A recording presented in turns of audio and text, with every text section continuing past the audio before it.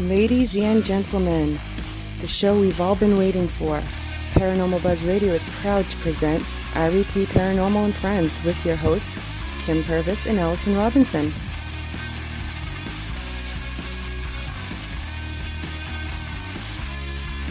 Live every Thursday night on Spreaker, 8 p.m. Eastern, 7 Central, 5 Pacific. Be sure to check out their Facebook page, REP Paranormal Busters.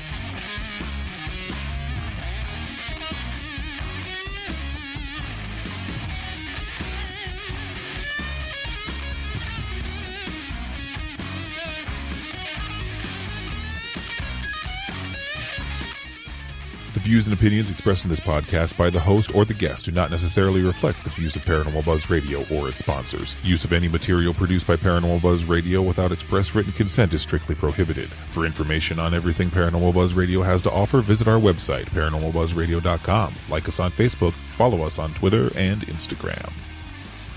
Listener discretion is advised.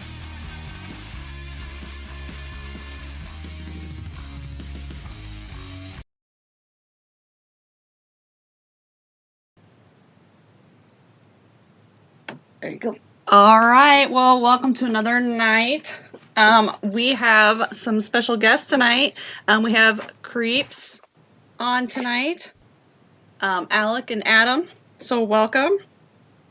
Well, hello. Thank you very much for having us. Yes, thank you. No problem. So, what have you guys been up to? Or do you have anything that you guys have planned for a next investigation? You know, surprisingly, we kind of do. One of our most recent things we did, and I just remember this, we were talking a little bit before the show, our last official investigation was at McIntyre Villa in Atchison, Kansas. But after that, Alec and I have recently gone into the education side of paranormal, the educational side of the paranormal field, where we recently went to a school and taught 6th through 8th graders basically the fundamentals of paranormal investigating. Oh, yes, I did see that. Yeah, there was a picture of one of you or something walking into the school and said something about educated. I do remember that. Mm-hmm. That was it. That was it? Mm-hmm. Awesome. That was a good time. They had probably 40 6th through 8th graders who basically got a choice in signing up for what they wanted to learn about that day. They could have gone on a field trip. They could have gone to play football or basketball in the gym. But the teachers were very impressed with how much the little kids liked or were interested in the paranormal. So go for the paranormal industry. Nice. That's cool. Yeah, that is pretty cool. Because, you know, most kids you would think would be kind of scared to learn that stuff at that age, but I guess not. This day and age. I know. The kids of the 2000s are just being more open to these kind of things, and I think it's wonderful that the school, came to us and said, "Hey, will you come in and teach these kids?" We're like, "Are you sure?" Did you bring your equipment and stuff for them to look at, or? Yeah, we sure did. We did. Yeah. We definitely wanted to treat it as a show and tell, and kind of going back to your point earlier about not wanting to scare the little kids. Mm-hmm. Adam and I had to be very careful about talking about some of the places we've been to. We showed them pictures of where we've been, like the Missouri State Penitentiary and the gas chamber, and trying to explain to a little kid what a gas chamber is. Oh, right? Yeah. That'd be kind of hard.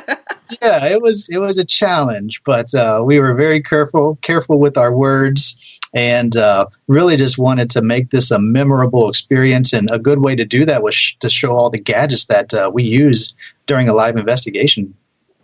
Right. We kind of just sort of hopped over, like Alec was saying, the scary moments, and again, the fundamentals, how to investigate, what to investigate with, and the other W's and H questions that you can ask. Uh-huh. Is there only one? It's only how. Yeah, that's right. And what, where, why, how. Yeah, okay. We have taken her daughter to Farrar, my oldest one. And she refused to go in the boiler room and the auditorium. She did not like those two places. Yeah, she That said that boiler when she room. walked into the auditorium, there was too many of them there, and it just overwhelmed her. So, Really? So Oh, she felt the presence there. It felt a different energy that kind of pushed her away. Is that what she felt? She's like her mother. They can feel the spirits when they're there. Mm-hmm. Yeah, It's good. most definitely. Would you call that a gift, or do you feel like it's not quite such a gift? I don't know. Sometimes it's kind of a burden. A burden, sure. Because I'm starting to hear them too when they talk. So, yeah. Wow, it's interesting. We need to get her to learn to ground herself and build that bubble around herself. Yeah. My daughter doesn't have that part yet, but that'll come. Adam and I, we can't hear things. Really, we're just explorers and investigators. Right. But there's times where, we get the goosebump effect. And I think that's just part of human nature and how our bodies and our minds work. Right. We were talking about some of your experiences at Edinburgh Manor. And the first and only time Adam and I went to Edinburgh Manor with our friends from Unknown Darkness, we walked towards where the boys, the men were held. I guess split up, boys on one side, girls on the other. Right. And they didn't tell us which side was the more aggressive side. But when we started walking down, I think it was towards the boys' side, you could feel just a different energy. Oh, yeah. Definitely. I get that. Oh, okay. Especially in the game room, I get the goosebumps and everything, and there is one just atop the stairs. They had the blue curtains in it. They called it the blue room. Yeah. I'd get an instant headache in that room every time I walked into it. Huh. I don't know what it was about that room, but I had to leave. Yeah. Yeah, that's interesting. Yeah, you've got to trust what you feel. That was one of the lessons we tried to teach, even though we were showing, like the kids a REM pod or a K2 meter, a MEL meter, or a FLIR camera. The best tool that you could use during your investigation is how you feel. Yep. That is true. Now, do you guys have any favorite equipment that you like to use the most, or?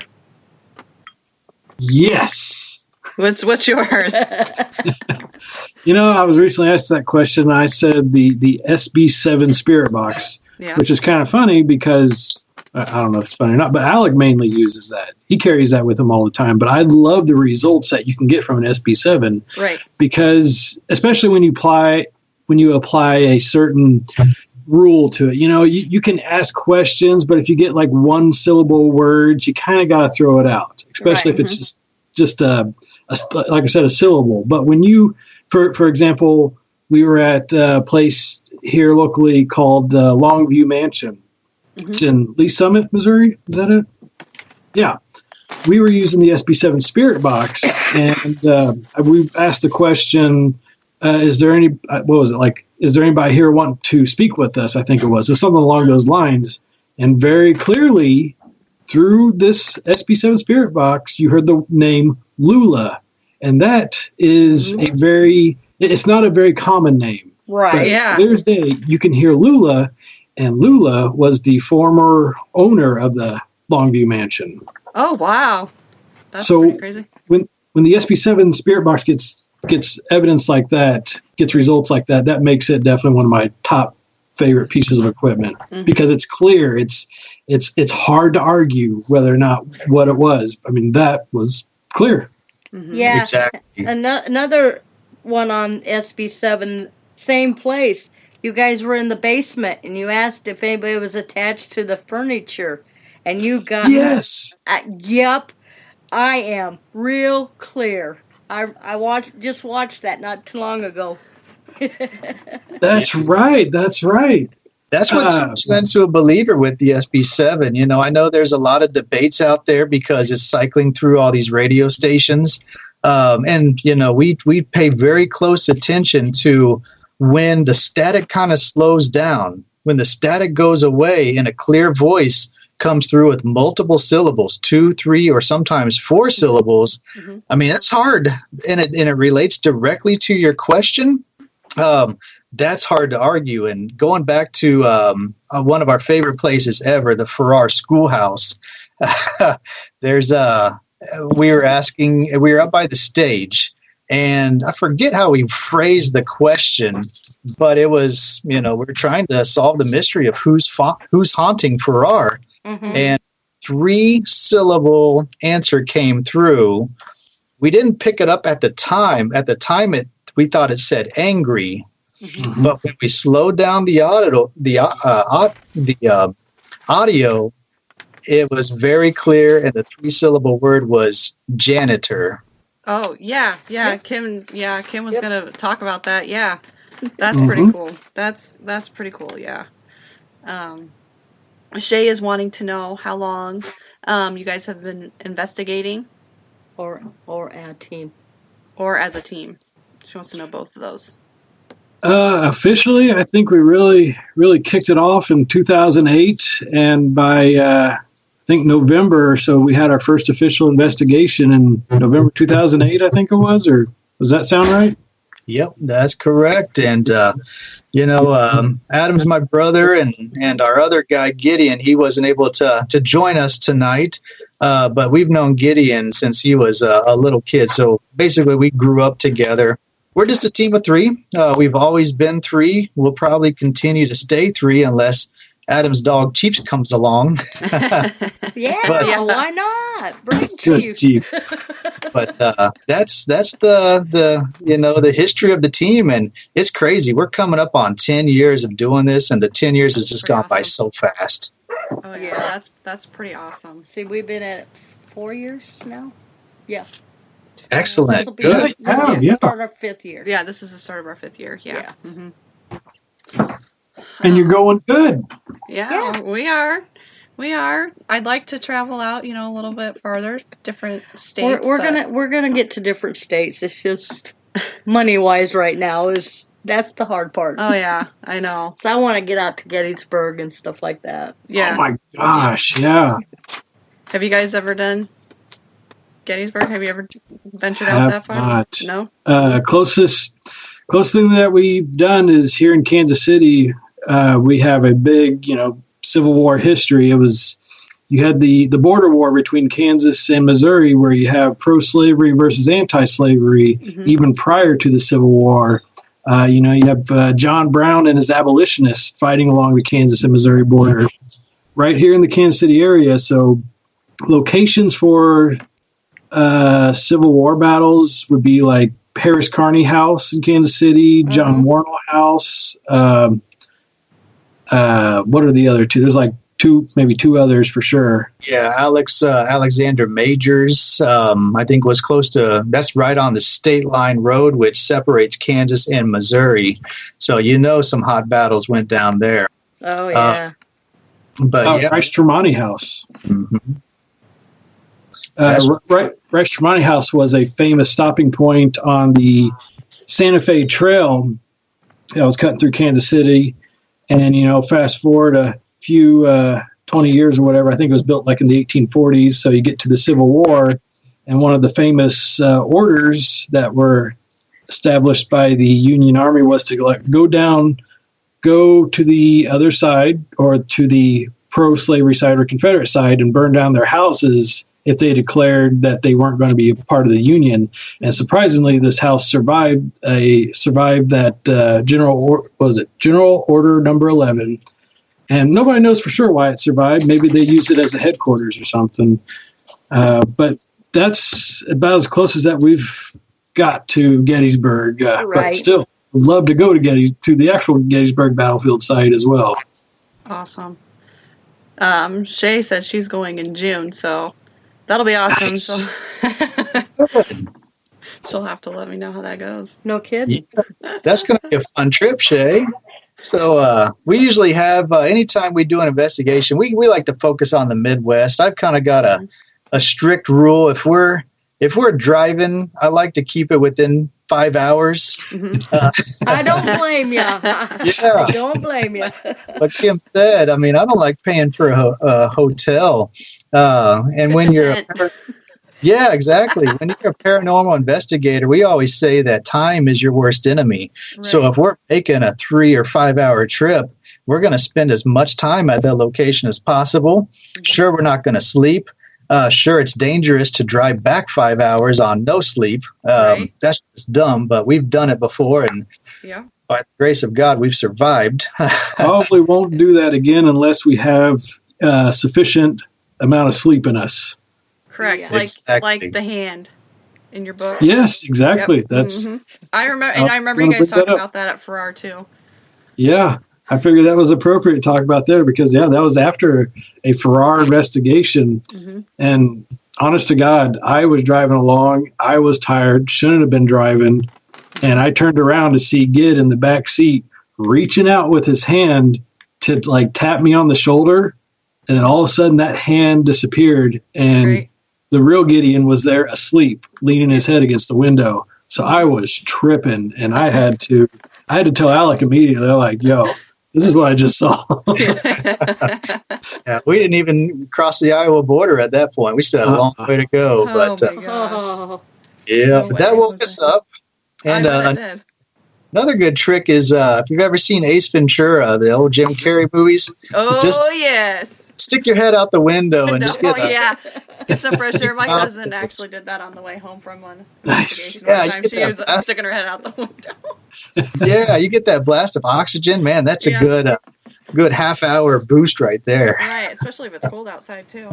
Yes. Sometimes if we have a long drive, the one that's driving, we make go sleep for a couple hours while we still investigate. But they don't like to go to sleep, but we need somebody awake. Right, I know. Sure, yeah. Shay says she loves your artwork. Oh, well, thank you very much, Shay. I appreciate that. It's hard to see. I know this. We're not live. We're not shooting live video here, right? We're not broadcasting live video, but you two can see in the background. I got my easel right here next to me. I'm in my office here, and I got a drawing not too far away from me. It's about to be published by Katie Hopkins. It's illustrations for her, doing work through Haunted Road Media. And I got a set of 5 new illustrations to send to Mike Ricksecker and her and get her book published here real soon. That's awesome. That is awesome. I have one question. How did your picture end up in Zach Baggins' museum? I think it's cool. Well, let's just say that was a little bit of luck. Honestly, I started out with doing a drawing of Aaron Goodwin of Ghost Adventures. He had a art studio himself in Las Vegas. Yep. I sent his drawing plus a book to his address, but he had just moved from that address and it got bounced back to me, and I still have his drawing still packaged up, ready to go. So I thought, all right, well, eventually I'm sure I'll get this to Aaron somehow, some way, because he's really into art and doing his own art. I'm sure he would appreciate it. So I got to thinking, what if I did one for Zach and made it? Well, I did, and actually made that drawing maybe over close to a year ago, but it didn't hit me until maybe 4 or 5 months later that I'm like, well, he has a museum now. I wonder if he would like this for his museum. And, or at least I didn't technically think he would like it for his museum. I mean, that was just a wishful thinking. I thought maybe he'd like put it up in his house. It's just some fan art. So I sent it to him to the only address that I knew, Zach Baggins Museum, which anybody could find on Google, the address. I mean, it's a business. Right. So I sent it, and he got it. He didn't respond personally back to me, but his assistant did. He said, "You'll be happy to know that Zach loves the drawing, and he has it hanging up in the ticket box office, which I did not expect. I thought I was just sending it to Zach as a fan. That's pretty cool. That's cool. That is pretty cool. Okay, you had some more questions over there? Yeah. I was looking through Baker University. Did you guys ever figure out the easel thing? Tried. That is still a mystery today. Now, did it happen twice? It did not. No, Okay, it only so it was happened just a replay? once. Yeah. So that was Baker. We really need to thank Jim and Tammy Beth of Earthbound Voices Paranormal for making all the arrangements there. We kind of teamed up, and we were privileged enough to take their faculty and a few lucky students around the campus. And this is a historic campus. It predates 1860, and it's the oldest university in the state of Kansas. So we're like, heck yeah, we'll help out in any way. So that was the first group that we took. So we kind of split up and did some shifts. And this was up in an art room. And this is just too good to be true. We were giving our education piece and getting ready to turn out the lights. And then all of a sudden we hear this massive crash. And I thought somebody fell, because we're always talking about safety first. It's going to get dark. Yeah. But turned the lights back on, and actually somebody saw it. They were watching it. It was kind of bouncing a little bit, and it just fell over and landed perfectly on a table with a bunch of glass pieces that students were drawing for still art. We set it back up and jumped around it for about 15, 20 minutes, walked around it just in case, maybe it was a creaky floorboard, but the floor was solid. Put the camera on it. There was no visible signs of cold or warm breezes that could have knocked that over. And it happened probably about 10 o'clock at night. So that easel had been standing all day on a Saturday. Right. If it had stability problems, we would have found it on the ground when we got there. So still a mystery today. And you can still see in that video, everybody's sitting down at the table. I mean, nobody's jumping around or nothing. It just, like Alex said, all of a sudden. Yeah, everybody was sitting there, and then all of a sudden, boom. Yeah.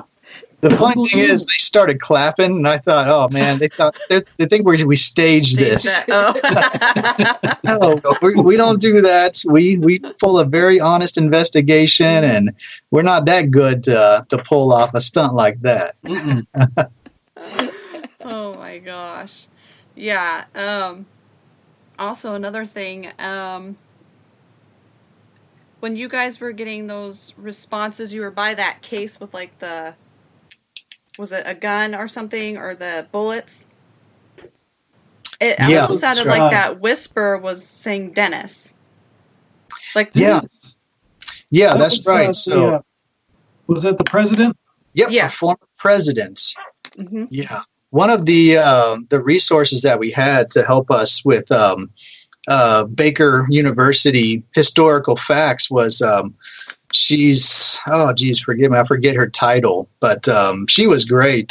She's kind of the curator of some of the museum pieces that they have there. So she was a Baker University expert, and she had told us about the previous Baker leadership, and I think Principal Dennis dated back to the early 1900s. And he was kind of, I think notorious president for good reasons, and one of the more well-known presidents in the day. And I think it came through on the SB7 Spirit box next to his historic desk.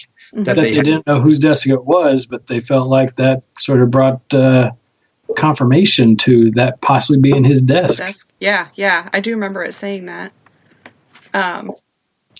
Also, I think you guys were upstairs, and there was that Lexi. Were you guys using the REM pod? You had some. Okay, yeah, and she was being affected, and the REM pod was. That was so strange. Yeah, that was pretty interesting. Yeah, so like you were just saying, Allison, to recap that, we were setting up the REM pod, seeing if we can interact with any potential spirit that could be up there, and all of a sudden one of the guests just started getting emotional. And that's always fascinating to see because, this was a girl that was, hanging out with us all night, normal emotions all throughout the night, just out having an exciting time on a paranormal investigation. All of a sudden started talking about, I think, what was one of the local fires nearby at one of the frat houses or something. And she just started suddenly getting emotional. I was like, that's hard for me to comprehend, but right. Got to, because it's actually happening. Mm-hmm. Yeah, and it seemed like you guys were getting responses to your questions too, which was pretty.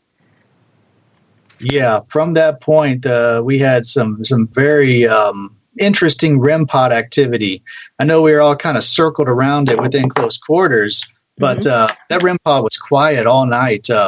That's just the human emotion that was going on around there. She was seriously affected, and we kind of had to console her afterwards during that session. Luckily, they had some of the faculty that was there to help, but that was a powerful experience for her, and I'm sure she's never going to forget that. Oh, probably not. Most definitely not.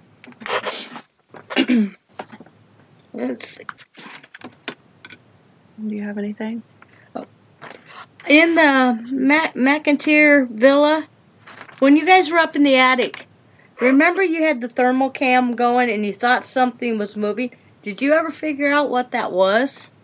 I know what you're talking about. We reviewed that, but I didn't review it thoroughly enough. Yeah. Like I reviewed it that night when we came home. I got to blow it up and put it into our video editor. But no, I mean, that discoloration did happen. It was almost near the back of a couch or like on the side of a chair. So sometimes the thermal cam will fluctuate to kind of reset itself to make sure it gives you accurate reads. But normally the whole screen will flash and then kind of go back to a reset. This was something in the middle. Right. So it actually looked like an actual temperature change in the very middle of the screen. I can't remember for sure. Were we getting results or were we getting some sort of activity? Because I think I was filming that far away while Alec, actually I was close to one of the windows. Alec and Gideon were in the middle of the attic. I was filming them from far away. And then they came over by you, and then they both all looked at the camera, and I think it was Gideon that said, there's something moving back there, and Alec walked back where they thought it was, and it would quit, and then as soon as he left, it kept moving again. Yeah, that's right. When I walked over there, I kind of walked to the place where I thought the camera was focusing on, but I went way past it, apparently. I went to a corner of the roof thinking, maybe there's a spot where breezes are coming through. And I think that was on the northwest side of the building. So anytime during that, we're looking at the weather conditions to see where's the wind coming in. And the wind was coming in from the northwest side because it was snow and rainy. So we were getting, you remember we're in Kansas, so we're getting a lot of the cold weather that was coming down from Nebraska. So that's northwest of where we're at. Right. So that was my theory. But the fact that the FLIR camera was picking up temperature fluctuations right in the middle of the attic, that's instead of all over. Yeah. That's what we need to utilize. It was cool to watch, I'll tell you that much. Good. I'm glad it translated well through the camera. I recently purchased a whole bunch of stands and holders to make sure I give the viewer a nice steady view. So I'm glad that came through pretty good. Yep. And let's see. Yeah, Adam he has some crazy inventions. That was the first time where he premiered what'd you call it? The Docupus? The Docupus, yes. Yeah. So it documents with so many different arms and attachments to it. So he whips this thing out and he's just attaching. He's got his FLIR camera, he's got his Ovilus, he's got his Sony Night Shot cam. He probably had some other things, some K2s. I'm like, man, holy smokes. This thing, people said it kind of looks heavy, but I don't think it was too heavy, right? It's kind of comfortable to carry around. Most of the night, it wasn't heavy. Until half the night, I stuck part of it in my belt loop, and that I kept it up that way. Which worked. I mean, it worked like a harness, my belt did for the whole thing. And obviously, it documented pretty well, and we got it held the Obulus 5 out front. We were able to get some pretty strange words through that, Docupus or not. One of the strange experiences at McIntyre was, and I guess they've had other results in the same room. I don't know if second floor. I don't even know what room to call it. It was just one of the middle rooms, and it says something like "old woman irritated" or something along those lines, or agitated. And I guess I need to go back and see other people's investigations, but I think they've had similar encounters of like an old woman or at least a woman's spirit in that same area. So to tie those two together, I mean, that's fascinating stuff happening at McIntyre. Oh yeah, definitely. Mm-hmm. I have another place here, Aunt Sophie's cabin. You heard the 3 knocks on the screen door? Did you ever figure out what you saw? Oh, goodness. That's totally Alec for sure. Yeah, so this is at Rice Tremonti House in Raytown, Missouri. Yep. It was, I think it was in July or August. I remember that was a hot day. Gideon and I were kind of just taking a small break and talking about what's our next move going to be. Adam was down in the basement resetting one of his cameras. And I hear some knocking at the back door, and I'm like, we get into safety first mode because we really want to protect the location that we're investigating. The door was locked, so I figured maybe it was somebody, one of the board of directors at the Rice Tremonti House. Yeah. So I go walking towards the door, but I look out the window and I see a figure walking towards the woods. Behind the house there was woods, and I know it could have been a hood, but remember, it's July or August. Why would they be wearing a hood? Right. It looked like a potato sack over their head. Oh my gosh. Yeah, so I'm thinking, a haunted scarecrow. Oh yeah. Rice Tremonti and Aunt Sophie's cabin, and Adam and I call up Adam and tell Gid to stay in the house, and Adam and I go outside. I take one way to see if the potential knocker went to the side of the house. Adam takes the other way, and we found nothing. Wow. Absolutely nothing. And we even took our night vision cameras with us to see if anybody was lurking in the nearby woods that was behind there, and nobody ever popped out. Wow. Yep. And our car was right there, and we were parked right there. So if it was somebody, looking to, mess with our stuff, I think our car would have been affected by it. There was nothing, no signs of foul play around our car. So just in case, it was a live person. But Right. I don't know. We told the owner about that the next day, and he thought maybe, he couldn't explain it either. He thought maybe it was a guy named Dave just coming to check out what was going on. But he checked with Dave, and Dave said, no, I was home at that time. Plus it was probably after 11 p.m. that night. Oh my gosh. I don't think he'd be out with a potato sack on his head, but No, you never but know. on the video, you hear the 3 knocks real Oh my clear. gosh, that's crazy. That is Again, crazy. it goes back to that old thing. The best ghost stories happen when you're not even looking. That's right. And that situation, Alec and I and Gideon, we just have a habit of like whenever we take a break to reset cameras or change out tapes, if we're still using, the videotapes, which we did on our last investigation, I think we did. Mm-hmm. But we always try to leave something running while we're doing that. And in this case, fortunately, we were in the back of the Rice Tremonti house where the kitchen was on my handheld camcorder. Still had plenty of tape, plenty enough time to run downstairs and change out that tape. So I just, standard practice for us is just if we have tape to roll, we'll just keep it rolling, but we'll put it in a spot where we can get a nice wide angle. Right. And the spot I chose was the back corner of the kitchen to shoot out into the dining room, to shoot out throughout the kitchen. And the location just happened to be right at the back door where you hear the screen door pop open and you hear somebody knocking 3 times That's just crazy. Very I'd lucky probably to pee my capture that. pants. She would. It was very serious. Like, it spooked us. That was our first. Would you say that was our first big scare? Like serious. This is a possible real person scare. Yeah, I'd say so. Like Yep. us in Edinburgh. Yeah. Edinburgh, always somebody traveling through and messing with us when we're there. Yeah. Do And you then- catch them? Do you want yeah, to go hunt them down. What was that? Did you go hunt them down? Oh, hang on. I'm losing my... We've lost sound for a second. Uh-oh. Testing. I can hear you. It's just not very loud. Oh, okay. There we go. Okay, what'd you say? Oh, I think we had, was Edinburgh where we had that strange little kid on a bike that was keep going up and down, or was that Buchanan? I can't remember, but Kim and Allison, did you go hunt that person down? Tell them, leave you alone? No, we didn't. We actually, what I did is I hit the lock button on the truck so that way it flashed my lights and stuff, and then he drove out. Good idea. Good idea. Yeah. It's like, I wish I just carried mace or something at some point. Because when we were at Villisca last year, we had a drunk come in. She was totally hammered.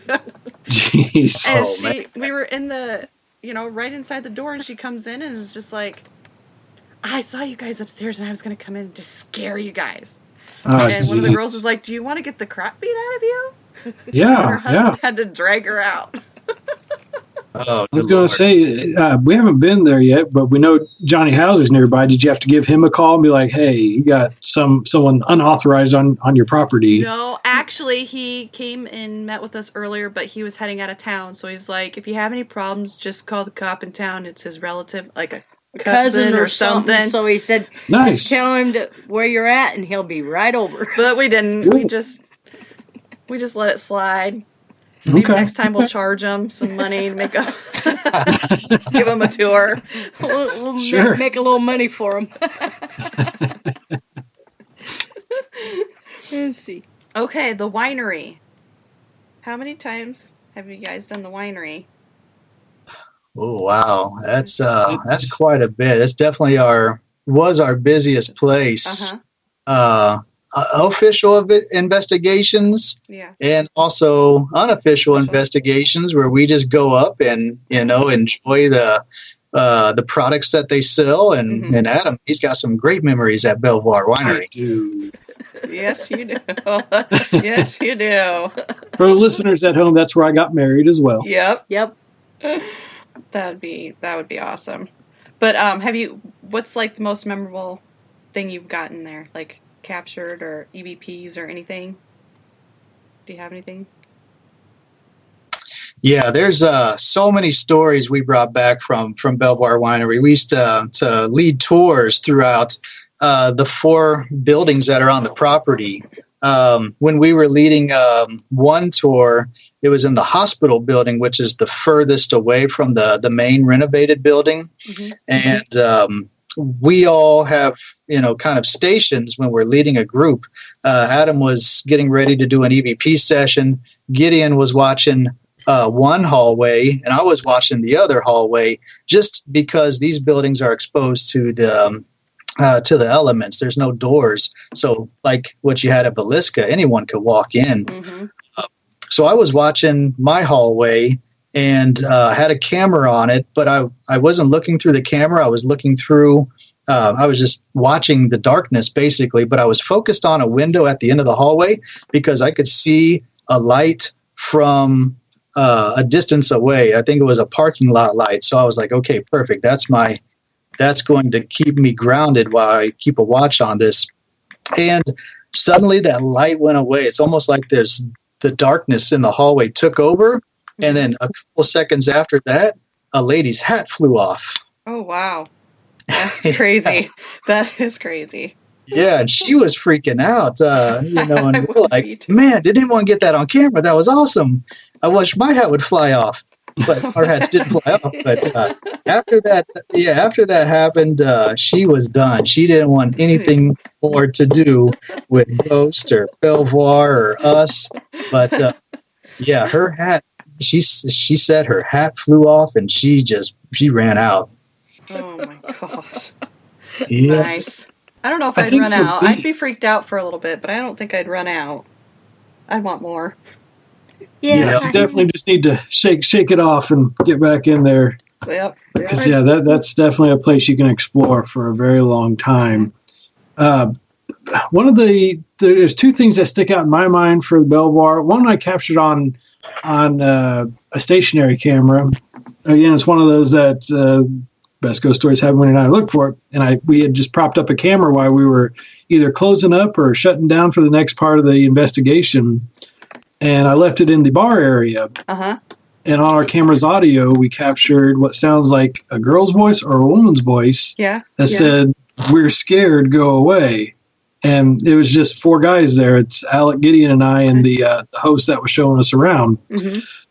But I'm thinking back to the Belvoir, because when you asked what was one of the best things that we captured there, at least it just got me to thinking when we were on the second floor of the old folks home, built in, I think that's the 1900 building, built in 1900. Used to have over 300 people in that building at one time, and that was a lot of people. Yeah. And it keeps fluctuating on how many people died there, but definitely a lot of people passed away there. But that second floor in the old folks home, I think, was one of the first experiences I had where I heard my first solid disembodied voice. Like, I actually heard a voice with my own ears. And what backs that up is that the host was with me as well, and he heard it as well. And we both turned at the same time, hearing this voice that we heard at, I guess it was sort of like a intersection of hallways. It's like, one hallway's going this way and the other perpendicular to it. And we both heard it and turned in the same direction. And we actually captured it on audio as well. It doesn't come through as clear on the audio, but you can definitely hear something there that we both react to. Wow. And if it was using a video camera, you can see me pivot with the camera to where we heard it as well. That's awesome. Yeah, it's definitely a very physical ghosts there. Not physical in the sense that they're going to come out and grab you or scratch you, but they're able to physically speak to you. And that's intense. Yeah, it's powerful there. That's awesome. Well, Shay here said that she did a public bridge once, and a couple came by, asked about the cameras, and if we were investigating, then proceeded to go under the bridge and have sex. While they were investigating this bridge. Oh, good Lord. Holy cow. Oh, man. Can't top that one. No. I think she's got us all beat on that one. I know, right? Oh, my gosh. Talk about an unforgettable experience. Yeah. And I don't know. Traumatizing. Sometimes the people that are around these haunted locations, they're way scarier than the ghosts that are there. That's true. True. I'll agree. That's true. She says we have audio. Oh, okay. Yeah. There's some demonic screams there. Definitely someone getting possessed. Yeah. Oh man, Shay has opened us up right now. I know, right? That's right. I got a question. At Longview, when you were there, did you ever get somebody to dance with you while you were dancing in the? I tried. I know you were doing a good job dancing. I didn't know if anybody joined you. Thank you very much. Yeah, I thought I was doing great too. I was really out there cutting a rag, but never had any willing participants. That sucks. I know. Hard. He tried hard, man. And Adam, he's usually our musical guy. We like to bring music anywhere we go because we think it acts as kind of a trigger object. We played schoolhouse songs in Farrar. We played stagecoach type songs, pioneer songs at Rice Tremonti. And at Longview Mansion, they used to have a pipe organ. And I got to tell you, a pipe organ in the middle of the night, that's a spooky sound. Oh, I bet. Oh, my gosh. But, they left Adam hanging that night. He was hoping to dance with Lula or one of Lula's friends, but nothing. Nothing. Oh, darn. No kidding. I know. So everybody got a free show of me doing my routine. Hey, you just never know, though. That's right. You never know. Had to try. And I got one question for you, Adam. When you Yeah. go on a honeymoon, does your wife, why'd you take your equipment with you? I would say, yeah, she does like me to take my equipment with me. Jeez. Don't you read into that too much.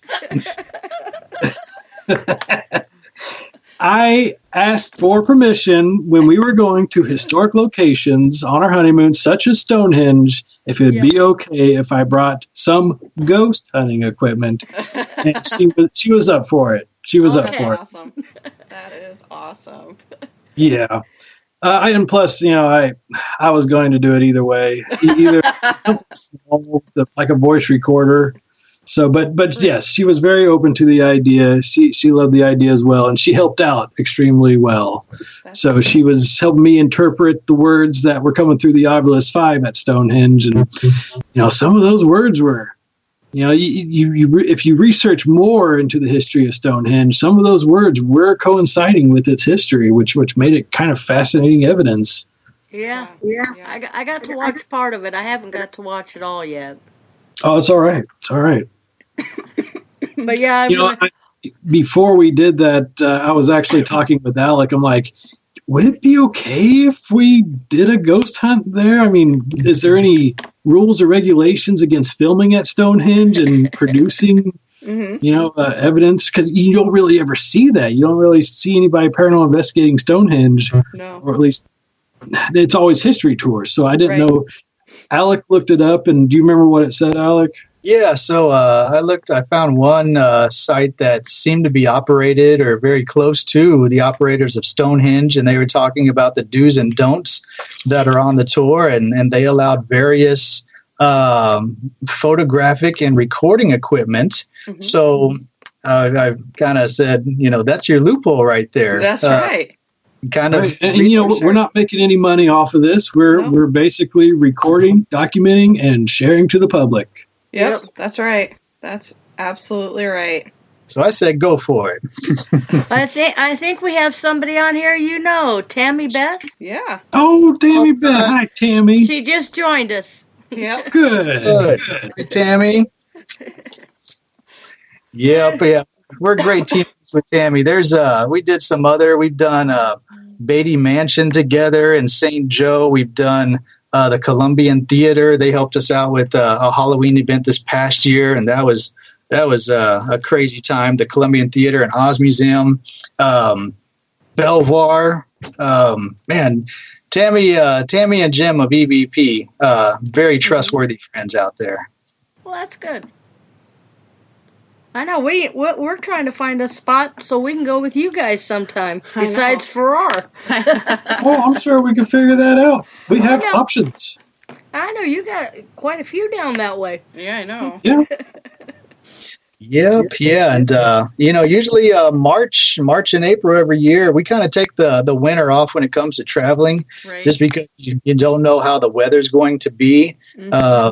But this is kind of kicking off our travel season, and Iowa's always on the list. And yeah, it's what's next up for Rep? Where are we going next? Malvern with Moth. Oh yeah, that's right, Malvern. Mm-hmm. Moth guys in May.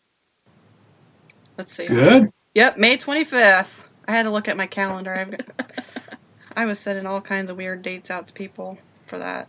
We have a question here. Do you have any public events where we can meet you guys?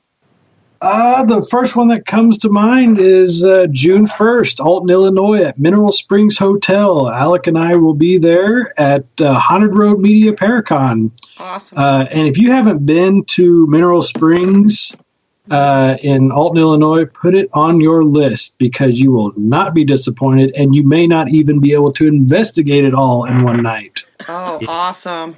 It's a deep and dark place. It used to be a hotel, and it's kind of still an operating mall, and they've got some unique shops like it's Raining Zen, kind of a spiritual guide type of store. I'm not doing it justice by explaining all the cool stuff that they have at this place.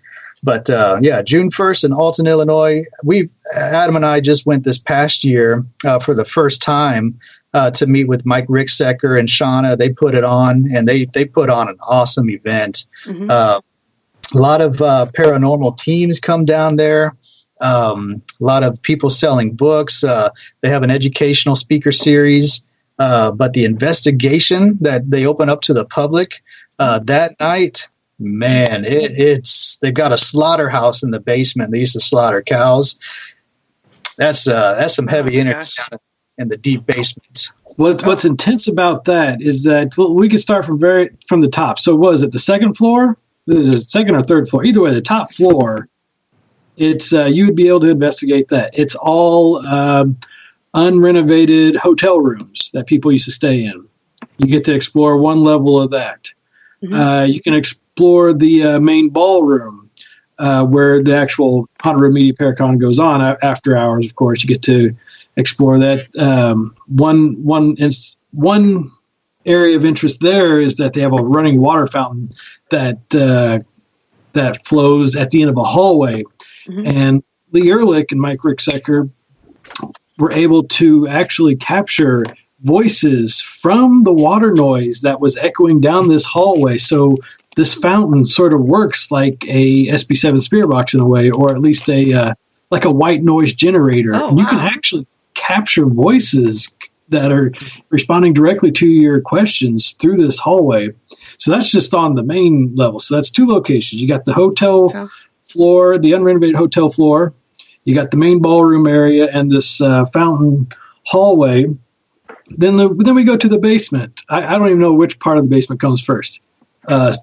Quick spoiler alert, there's like 3 basements. So you go down one level, it's a pool. There's a emptied out pool that people used to go swimming in. Below that is the slaughterhouse Alec was talking about. And there may be a third room that we haven't even investigated yet. And these places are giant. The Mineral Springs is about a block wide and a block long. So it's huge. Oh, jeez. Nice. Put that on our list. Yeah, put that on our bucket list. Yeah, that's cool. Do you guys have a bucket list investigation? Yeah. It's for me, I definitely want to go to the Winchester House. Oh, that'd be awesome. Yeah, just because I really like architecture and how buildings are structured. But you get psychological when it comes to Mrs. Winchester and what she tried to do to evade the spirits that she believed were haunting her. Right. So you've got trap doors, you've got wonky doorways and weird angles. And I just think that would be an awesome mind trip and kind of an awesome adrenaline rush to walk through those halls. Oh, yeah, absolutely. Well, they say she still walks the halls because she passed away in her house. Yeah. Right, yeah. Believe it. Mm-hmm. Do you have one, Adam? I do. We were talking earlier how we were teaching that class to the middle schoolers. We were asked that question, and I said, any castle in Ireland. And I got to thinking more about that. Yes, any castle in Ireland will still do just fine. But also referencing back to the honeymoon, one of the places that we took a tour of was the Tower of London in London. And, it's been operating for 500 plus years or whatever. And, it used to be their prison. And we toured through that place, and they have ghost stories that you can find online. I think the Tower of London would be fantastic to investigate. Oh, yeah. Yeah, that would be. It's also where they keep the crown jewels. There you go. That's right. Let's see. Do you have any questions or anything? Not right yet. Does anyone have any questions? We got a few minutes left. Let's see. Just waiting for that to load up to see if there's any questions. There's kind of a delay between. That's okay. Yeah. I'll fill it in. Fill it in. R.E.P. What is your favorite piece of equipment? Mine is the SLS camera. Oh yeah. Nice. All right. Do you have one of those? Yes, I do. Yeah. Oh, those are awesome. Still learning all the gadget with it and everything, but and trying to figure out. But the best one was with Allison holding its hand, and it was interacting with her every time she'd ask a question or everything. Yeah. If I danced, it danced. If I, said raise your right hand, it'd raise its right hand. It'd reach out and grab my hand. It was pretty cool, and I went through kind of an emotional trip with that. All different stages. Oh yeah. And we did have at the principal's office at Farrar. Oh. We were inside the principal's office, and you could see this tall stick figure right next to Gina, one of our team, and walking up the stairs with her, and then held her hand, and then put the hand on her head like he was escorting her upstairs. Wow. Oh, gosh, all that Farrar. Oh. See, that brings credibility to the legend of Farrar. That's awesome. Yeah. Oh, yeah. I'd say mine is the SB7. I like that a lot. However, the best one we had, I actually broke, so, you know. It made a weird noise and it scared her. It was doing some weird, funky stuff, and I chucked it and kind of broke it. That was my next question. How did it break? After that? Yeah, we've had like 4 other ones after that. They're still not as good as the very first one I had, but it is what it is. Yeah. Have you guys used the SB11? No, we haven't. Yeah, we've seen it in action. I think somebody at Mineral Springs, I think it might be Josh and Katie. I think they have one from Unknown Darkness. But yeah, it's something we've never really tried before, and something that's not in our armory of goods. I've got one, and I like the rim pod on it because it actually worked for us. You're right. But when we have both sides going, it sounds like an Indian chant. Yeah. When we put it together. Yeah. Really? Huh. Especially at Farrar and Miss Martin's room. Oh, it sounds like like an Indian chant. Yeah. Yeah, that's been a long-running belief of mine. I believe it was when we met up with Mike Ricksecker again at one of the Paracons. Remember what convention that was, Alec? That was the Iowa Paracon that the Alney brothers put on. Okay, all right. CNH and Will, and I think, I think Wilson was out For there our too. summer school. Was it summer school? Yeah. Because they had everything set up in the gym, and yeah. Because that's the first time we met Mike. Yeah. Yes, so that would have been it. That was the first time that I've always had this idea that Farrar may be haunted by the Native Americans that once were on that land. I was able to do some research on at least just the general area. They got that nearby Skunk River, but it's also called something else. What was it? The Green Valley, the Chickasaw or something Valley? Yeah, the Chickasaw tribe was heavily populated in that area. So I don't know why the Native Americans would be haunting it. I mean, you can go with the cliche Indian burial ground nearby, maybe, or possibly there, but I can't confirm that. All I know is that I've always had this feeling, much like a feeling that you get when you get goosebumps and a spirit's nearby, that it's Native American related, that could be adding to the haunting of Farrar. And going back to that summer school is that I actually brought with me a list of Native American words to try out. Right, yeah, I remember. Boiler room, and we were able to capture. I'm surprised I haven't made this more public. It's on our website and it's on our YouTube page. Is that I captured an orb, and just saying that, people are like, "Oh, yeah, an orb."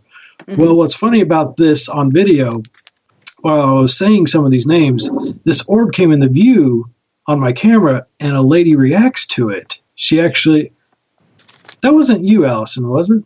I don't know if it was. I don't think it was you. I was down there, but I can't remember who it was. I think it was because you kind of looked down towards where the light anomaly was coming from. Yes, and it just happened to coincide. So it's like one of those or light anomalies that pertain to a different piece of evidence where it came into view and it was either you or some other lady that reacted to it as if they saw something.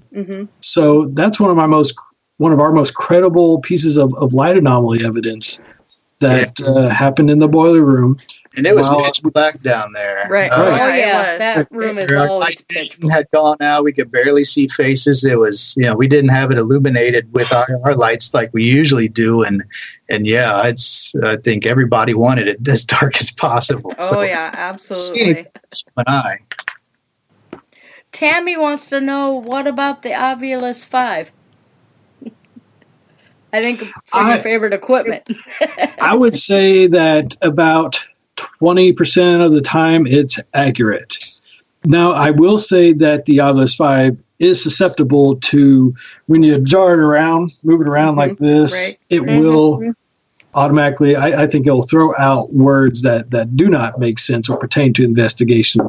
But when you definitely hold it still, or what I like to do, it's kind of the reason why I made the Docupus with the arm that extends out in front of the camera, is that it holds it steady and away from me and away from the camera, so it can generate, words that aren't gibberish from it being, shaken around. I would say, 20% of the time, words that come through are definitely accurate to what's happening. One example of this was the Armstrong Church in Armstrong, Missouri.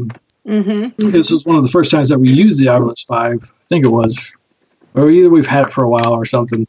But it was one of the first times where it said a word that actually pertained to something that we were doing. We were in the basement of this old church. We found an old candle. We lit it.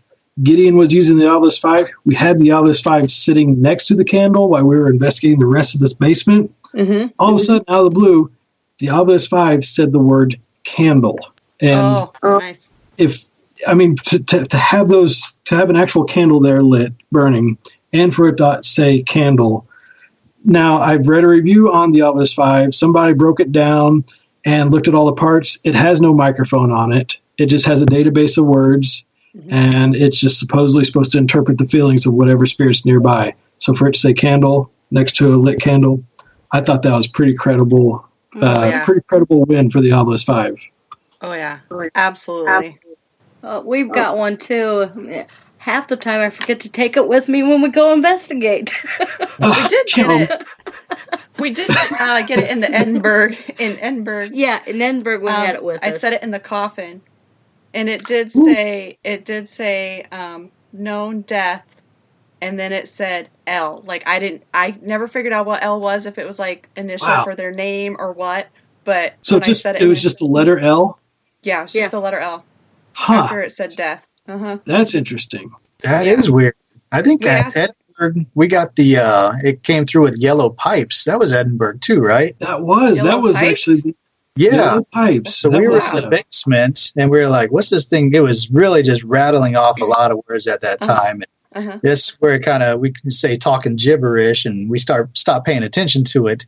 And then we're like, yellow pipes is really going crazy. But then we shone our flashlights up above in the basement, and there was yellow insulation along some of the water pipes that were there. I'm like, okay, maybe it is trying to tell us something. That's pretty awesome. We have another question, too. Oh, yeah. About the Ovilus. Explain what happened at the Beatty with the Ovilus in room 25 and 26. Yes, that was weird. So that was with Jim and Tammy of Earthbound Voices Paranormal. And we were near, I forget the lady's name, but I guess she hung herself on one of the pipes that they had, exposed pipes that go across the ceiling. I don't know if it's gas pipe or what. I don't think it was a water pipe. You never know. But there was also a communication device.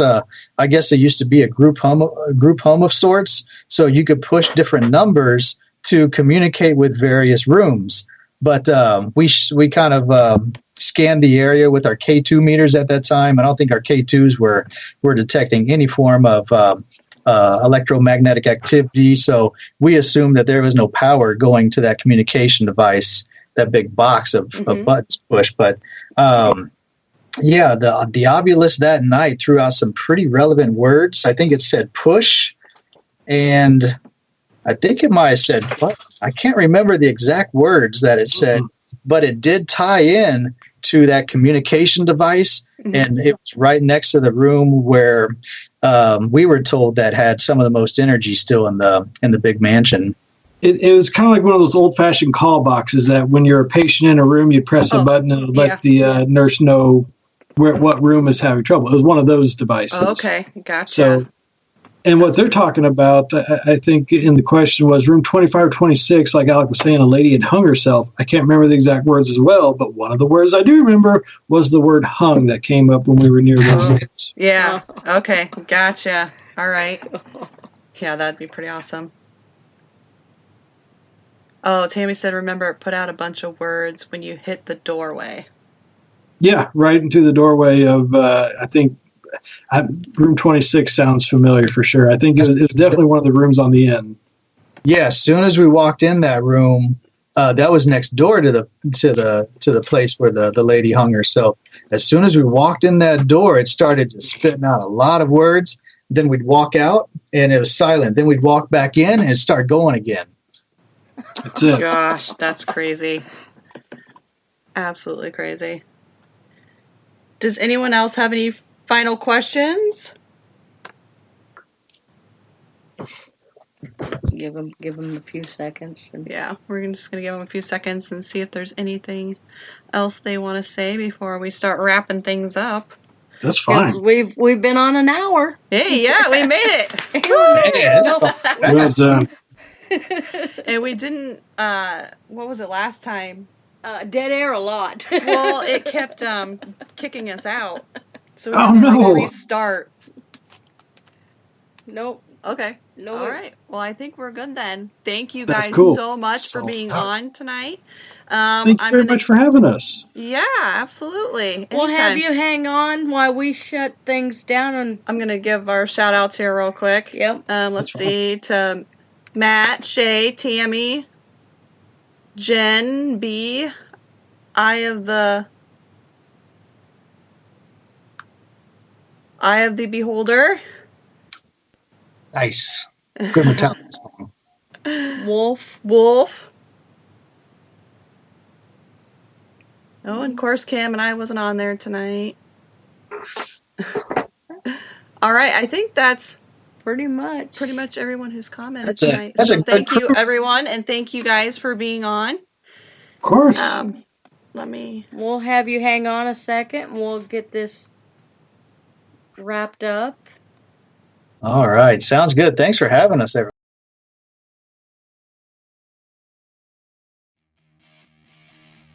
Thank you for listening to REP Paranormal and Friends. Be sure to check out Kim and Allison on Facebook at REP Paranormal Busters.